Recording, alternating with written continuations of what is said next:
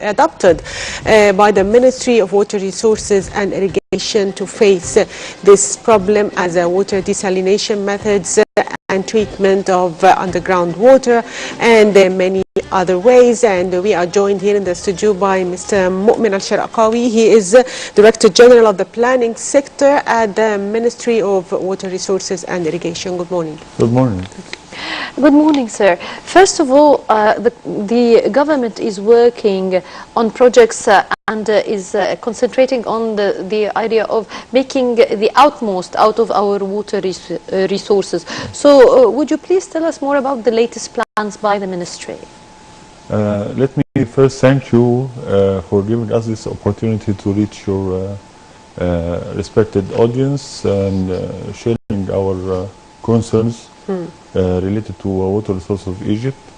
And let me also, before talking about our plans, give some figures about the scarcity of water resources in Egypt. Yes. So we can share this with you and your audience, because it's, you know that we have 97% of our water resources come from outside of our borders through the River Nile. And those 97% of water resources are actually affected about the fluctuation of the floods, either in the Blue Nile or White Nile. So this is actually a challenge about our dependency on the main source of water for Egypt. In addition, we have actually as a semi-arid our country, we have rainfall on the northern coast. It's not actually a big part of our water resources. Still, we have groundwater, but it's non-renewable in the western desert, and we have the groundwater, the shallow groundwater aquifer in the valley and delta. So with the population increase, with the development of targets in the country, and we all know that we have now in Egypt the sustainable development strategy in all the sectors. So we aim in with this strategy to reach the top 30 countries of the economy, with the top 30 countries with the highest economy in the world. This will be reflected on the plans of other ministries, trying to reach this development in different social and economic sectors, like Ministry of Agriculture, Ministry of Industry, Tourism, and so forth. This also will be a challenge for Egypt to satisfy water resources for these development needs, and currently and for the future generations. So actually this is a very complicated situation in Egypt. So the ministry started to, before in 1997, started to have a national water resource plan from 1997 to 2017, and we are currently developing the new national water resources plan 2017 till 2037. The idea is to bring everybody on our table. This is not a problem of Ministry of Water Resources to take care of only. It's water is everybody's business. So we are trying now to bring everybody, and this is also was in cooperation of different ministries related to water. So we developed a draft plan now that have four main pillars. The first pillar is development of new water resources. The second is rational water use. The third is to depollute the water, so increase the water quality that will be suitable for other needs. And the fourth one is actual cost cutting. It's providing the enabling environment. So basically our first target as a ministry now, because we don't have a possibility to have more resources except we were, as you mentioned, we searched for desalination and reuse. And actually, reuse was started in 1985, and then we have about 2.5, 2.8 billion cubic meter reused from the drainage of our system. And now we increase this reuse because we have almost a gap of 20 billion cubic meter annually deficit in between the demand and supply. And the ministry succeeded to satisfy this gap using the reuse strategy and increase the sustainable development of the groundwater in the Western Desert and the Nile Valley. Still, we have also about 30 billion cubic meters deficit reflected in our imports from food, cereals and others to also reduce the food gap of Egypt. Because if we cultivated those in Egypt, we will need about 30 billion cubic meters in addition. So we are talking about 50 billion cubic meters deficit if we're trying to solve the water resources for demands and also to work on the food security and reduce the food gap of Egypt. So this is actually a very critical situation for. So, sir, to what extent the climate change has an impact on water scarcity in not only in Egypt but different parts of the world? It's internationally, it was the scientific research specifically mentioned Egypt, the most vulnerable country from the climate change, and this is one of an additional challenge that came to Egypt. In addition to what we mentioned, population increase and development, and specifically we have a tight and restricted share of Nile water. So, of course, climate change will have actually two main problems in Egypt. One of the north, because the high rising of sea levels. Rise of sea level. Yes. It will threaten the delta area, and we already have many projects in the Shore Protection Authority of the ministry to try to face the seawater intrusion and safeguard the soil and land of agriculture and northern coast investments. Still, the climate change will increase this challenge, and the ministry also is taking climate change as one of the policies that will work in the future, and we have with our partners to try to mitigate this threat. Yes. In addition, from the upstream, with the rise of temperature, we have, of course, more evaporation of our water surface area of the Nile, the Lake Nasser, and our canals. And we don't know actually what will happen in the floods that came and fluctuation of rain getting into the Nile. Yes. So this is a big issue, and we're trying now to have projects to study and reach mitigation measures to deal with this challenge. Of course, internationally, this is will be translated into projects. And all of these projects that we mentioned for desalination, for instance, for climate change resilience, is part of the National Water Resource Plan, because also we have partners in the Ministry of Environment and Ministry of Agriculture. They all should be part of this process, so the mitigation measures are not only for the Ministry of Water Resources, but the Ministry of the Cultivation should be resilience to what can be caused by climate change and temperature increase and so forth, and also salination of the soil. So I'm curious about the treatment of wastewater.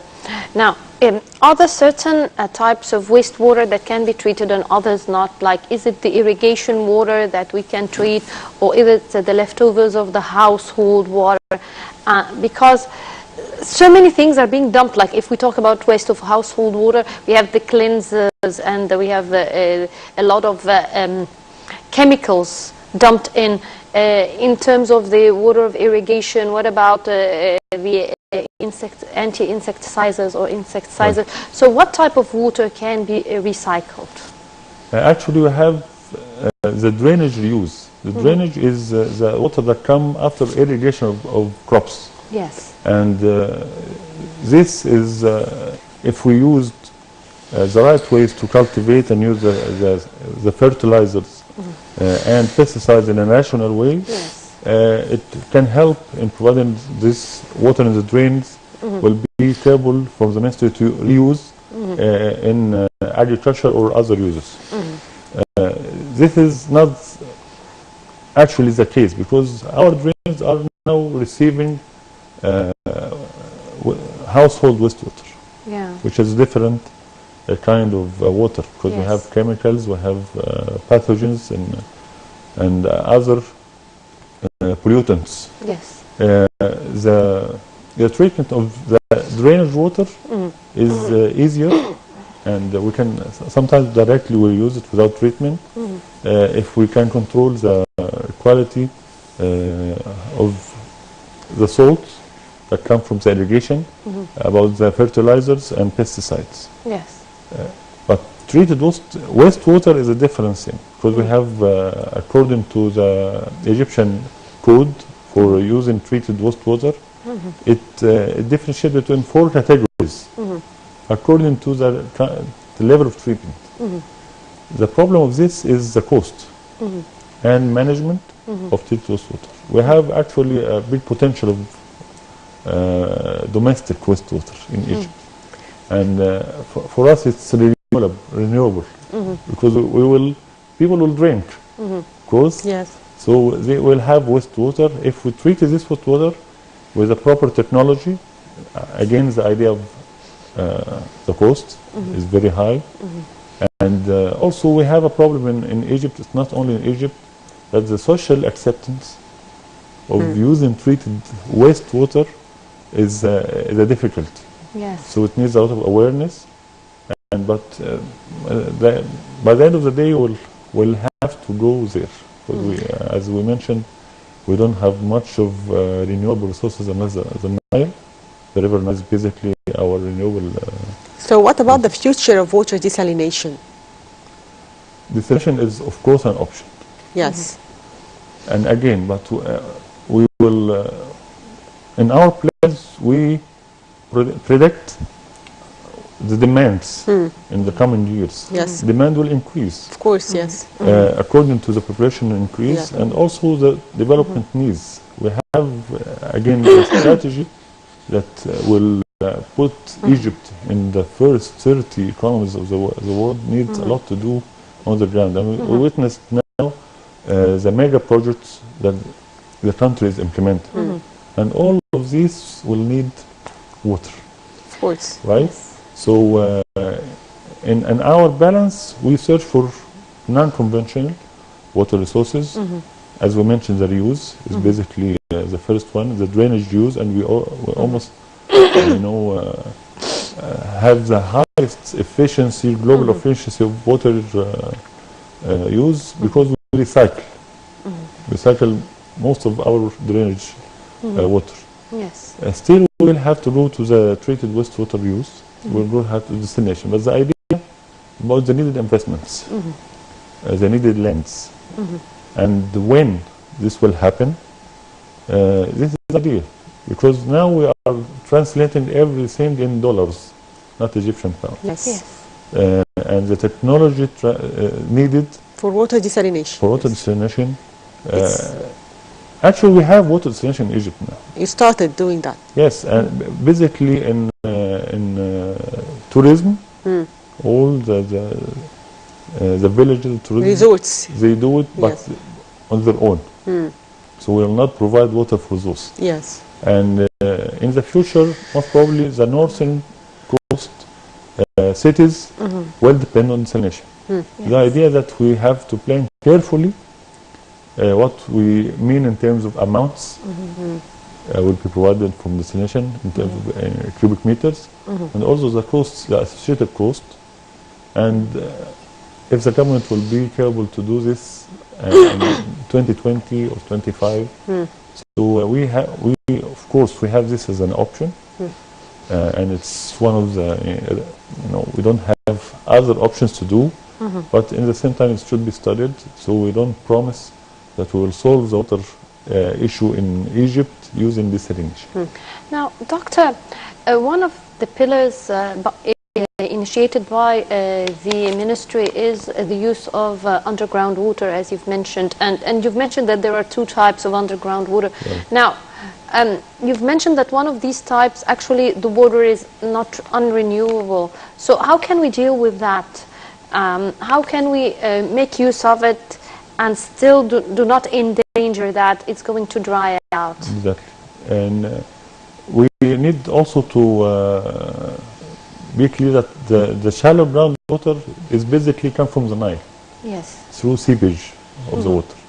And we have also to balance this, because we cannot withdraw all the groundwater in the valley and delta, and because it took 100 years to have this groundwater. The unconfined groundwater in the western delta should be sustainably managed. The ministry have studies, and currently we are trying to have the potential water that we can use sustainably, because sometimes we hear 100 years, 200 years that will be usable for development, but we are, as a ministry, we are very careful in using this strategic water source, because we should have this for not 100 years, 200 years, and we close all the developments that was based on this water. So we are very careful in using this resource, but of course it's one of our inputs in our water balance between supply and demand. Still, we need to be very careful in using this resource in order to safeguard this resource for the future generations and future developments and hopes of the Egyptians. So, sir, we have already seen some countries starting to have problems with water, like Copenhagen in South Africa, and they are running out of water resources these days. So, does this ring a bell to many countries in the world that we are going to face this someday? Thank you for this question, because Yes. I think that if we will ring the bell now, Yes. we are in a problem. Yes. Since the bell rang before, Yes. and we, as a ministry, we have an extensive awareness campaign that the ministry is doing now Yes. across the board for all Egypt, and different levels. We have cooperation with other ministries to send this message, warning message, to everybody, starting from schools and universities and religion authorities in Egypt, also in Azhar Sharif and Egyptian Church, to disseminate this message. So everybody should be careful how we deal with our precious water resources now. And actually, this is still a huge effort that the ministry is doing, but we think that everybody should participate in this campaign. Yes. Everybody should understand that we are in a situation that is vulnerable. So we can start from now. Unless we do this, we might face a problem in the next 5-10 years.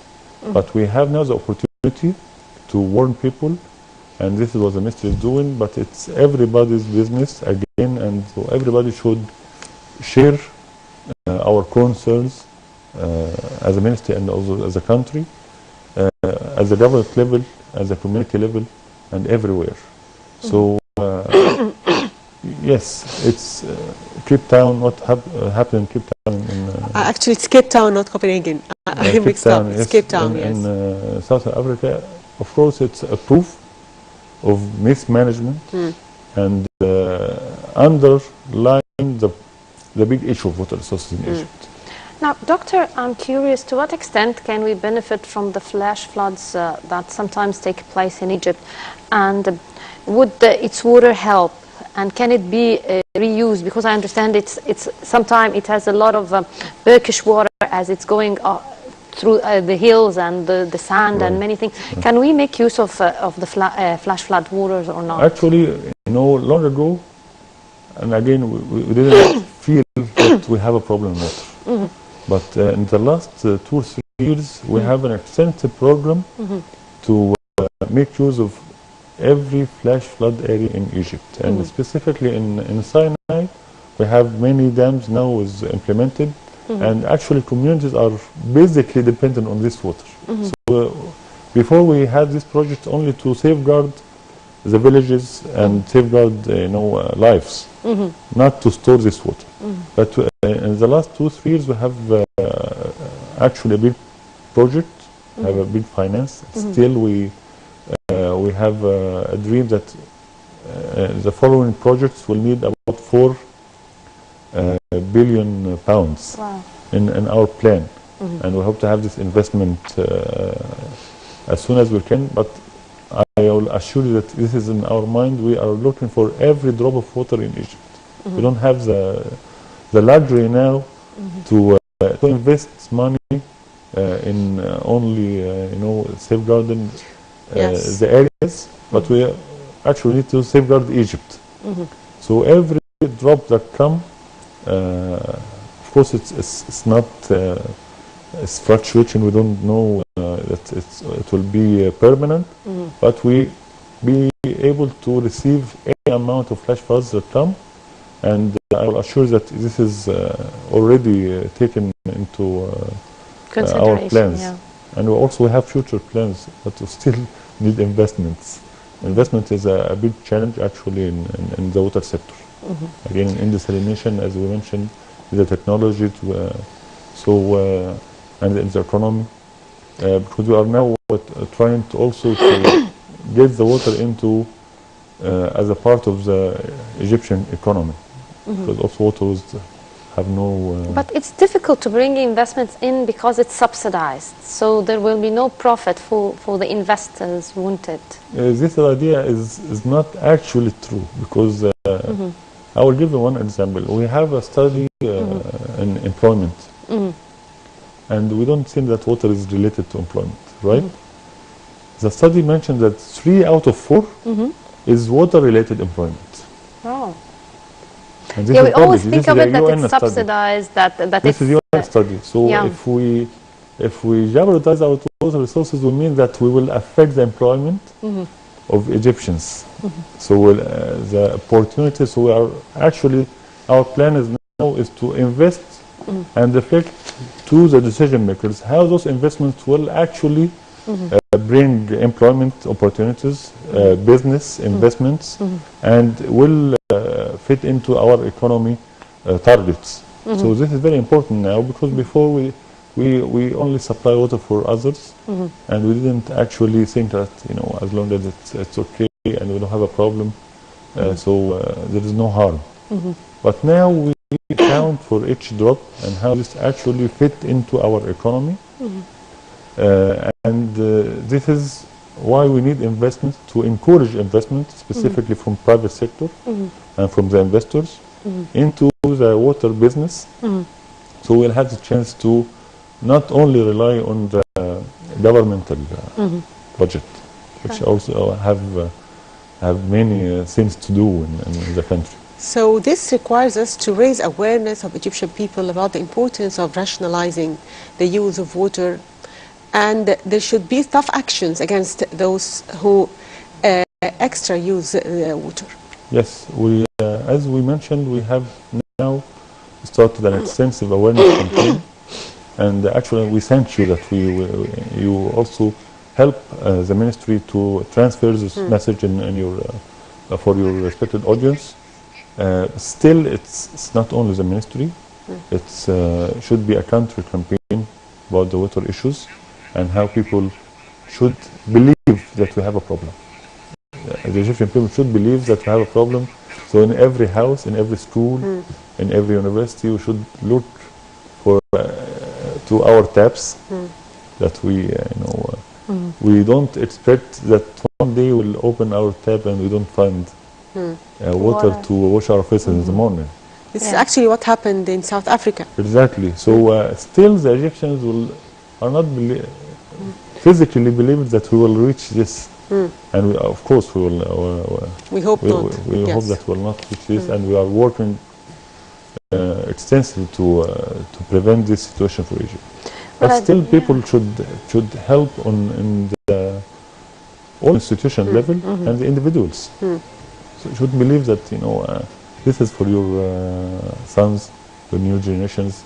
So this, we can look for the window and see the Nile is flowing. So there's no problem. We don't believe that we will have this case in Egypt. But actually, this is a bit. It's serious. It is serious. Yeah.